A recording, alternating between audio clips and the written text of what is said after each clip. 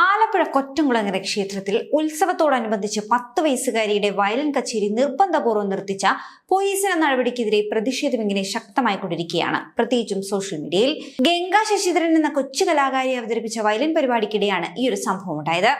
കഴിഞ്ഞ ദിവസം രാത്രി 10 മണിയായതിനാൽ പരിപാടി നിർത്തുവാൻ ആവശ്യപ്പെട്ടുകൊണ്ട് പോലീസ് കുട്ടി പരിപാടി നടത്തുന്ന സ്റ്റേജിന് മുന്നിലേക്ക് വന്നു.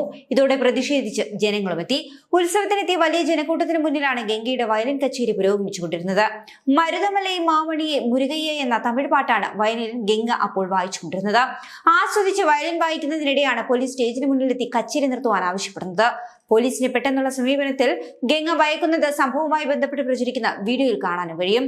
ഇതിനു പിന്നാലെ ലൈറ്റും സൗണ്ടും ഓഫാക്കിയതായും ആരോപണമുണ്ട്. ചെയ്തുകൊണ്ടിരിക്കുന്ന പാട്ടെങ്കിലും ഒന്ന് പൂർത്തിയാക്കട്ടെ, പാവം ചെറിയ കുഞ്ഞാണെന്ന് ഒരാൾ പറയുന്നതും ഈ വീഡിയോയിൽ കേൾക്കാം.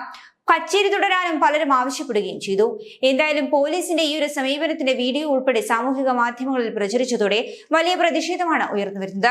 ഇതിന്റെ 4/1 ആത്മാർത്ഥത ലഹരി കടത്തുന്നവരെ പിടിക്കുവാൻ കാട്ടിയിരുന്നെങ്കിൽ എന്നാണ് ഈ വീഡിയോ വന്നതിന് ശേഷം ആളുകൾ പറയുന്നത്.